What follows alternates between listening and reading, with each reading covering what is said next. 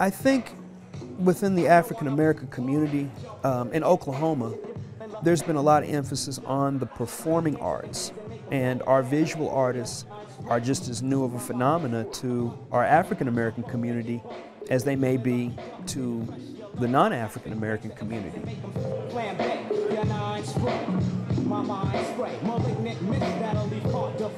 Tonight's opening, it's going to be great. There's going to be a live cipher, spoken word, hip-hop artists on the microphone. Gary Porter's going to be behind the DJ table spinning live records, not CDs. We're doing it the real way, you know, the real hip-hop way. So it's going to be very exciting. It's going to be an exciting time. Oklahoma City's art community is, you know, big, it's vast. You know, it has, you know, a bunch of great artists here, you know, that showcase their work. There's graffiti paintings, aerosol can paintings, there are pencil sketches, mixed media works, there are constructions, there are collages. You'll really see a great diversity of media, including a piece created with makeup. This exhibition here, Cypher, When Art and Hip Hop Collide, is put together by Inclusion in Art, and it is a wonderful showcase of how Oklahoma artists incorporate the lyrics and the muse of hip hop music into their own artwork, or really into their daily life. This piece that I'm working on is for a four-part series for the art show Cypher that's coming up. And it is kind of a throwback to some of the stuff that I used to do when I did graffiti and street art. And it's also a series that has a musical overtone to it, hip-hop culture, underground hip-hop culture.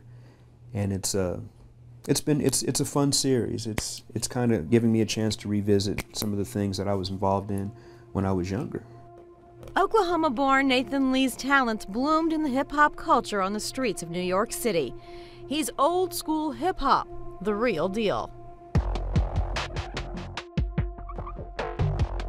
I started out doing music in New York, and we got a record deal.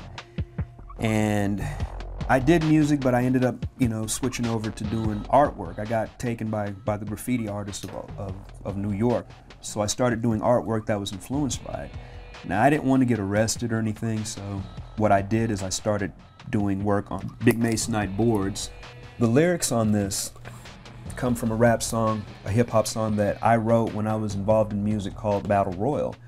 And instead of battling with swords and knives and guns, the combatants battled with words. So you see imagery of things that somebody who would do music have, you know, as their weapons. You have a microphone, you have giant boom boxes and radios for their background music to be dramatic, and you have lyrics from the actual song, and those lyrics convey what's going on between these two combatants. And right here, the words, "The only way to settle this is to battle it out. Tongue like a razor, this is their sword. The microphone is their sword." Today, Lee is finding a new audience for his old style in Oklahoma City. I came to Oklahoma and I met an artist named Paul Medina, which is very well known around here. And I got my first exhibition at IAO Gallery, Individual Artists of Oklahoma, where we're having Cypher, as a matter of fact. This is a big night at IAO Gallery, and it's a big night for Nathan. The opening of the Cypher exhibit shines a spotlight not only on his work, which he did in collaboration with fellow artist Skip Hill, but on the work of other minority artists from around the state who many times go unnoticed. I got a couple canvases based off of two artists, you know, that passed away that were inspirational to me. Joaquin Martinez is a graffiti artist from Tulsa who was invited to show his work in the Cypher exhibit. First it started with, you know, gang tags here and there and, you know, being influenced, brought up, you know. But then I realized, you know, it didn't have to be about all that. It didn't have to be about, you know, gangs crossing out other gangs. It could be about showcasing your artwork and, you know, really really expressing yourself in a positive way. Nathan Lee is responsible for Joaquin finding a positive outlet for his talent. Joaquin got connected into Oklahoma's art scene through an organization that Lee co-founded after he moved to Oklahoma City. It's called Inclusion in Art. There were 3 founding members, Skip Hill and Suzanne Thomas and myself. And I got the idea because I noticed that I went to an art show and I was the only African American there. Now the thing is I noticed I was the only African American there. I don't think anybody else did, but it made me aware. I had a lot of reservations being an African American, especially when I was encouraged by a friend, why don't you get a gallery show? Why don't you try for a gallery show? I had an assumption that because I was African American and my visuals were decisively, they had features that were African American, that they may not be as embraced. And I found just the opposite. It's creative, we like it, come on in. The only chip that was on anybody's shoulder was on mine. And I wonder how many artists are reluctant to step up to the plate and show their talent just based off of an assumption.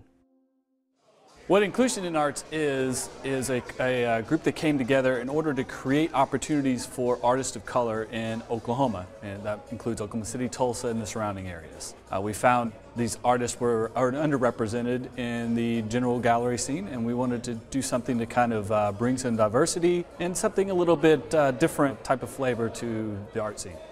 Well, first thing we do is we hold our own events, which focus specifically on artists of color and on themes that are relative to artists of color. We also collaborate with other arts groups and try to bring an art collector crowd, people who appreciate and support art, to artists who normally don't get a chance to show to those individuals.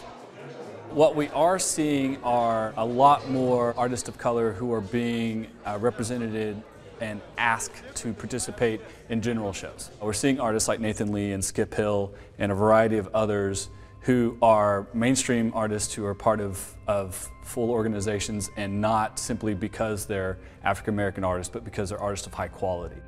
But Julio and Samantha were not here, so we have to go over what our dear, wonderful Dobby for a quote. I love her quote. If inclusion in art and his own creative work weren't enough to add more color to Oklahoma's blooming tableau of artists, Nathan Lee is adding another layer. A lot of these kids are so talented, but their form of talent is misunderstood. So I've kind of immersed myself in the world. Lee dedicates 2 days a week mentoring teens in a program called Art Science Prize. The reason that I like working with kids is because the mentors that I had, whether I wanted them or not, they didn't give up on me. I was terrible. I grew up at the height, when I was in high school of gang culture, and when it was at its worst. Lost a lot of friends. I had a friend get shot, and it kind of changed things. And when he got shot,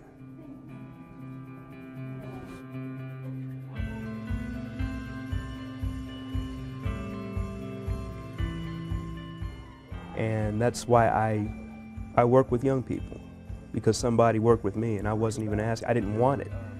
I was rebellious, and they just kind of held on, and here I am. Statistically speaking, I'm not even supposed to be here. And this is probably one of my favorite parts of the piece. It says, I stay immersed in the verse like gang members' minds stay immersed in a hearse. And my path is a little different than a lot of people. You see a good group of people, a good group of kids, you want to make sure that, good kids become good adults. So whatever you can leave with them, you leave it. And that's why I work with young people.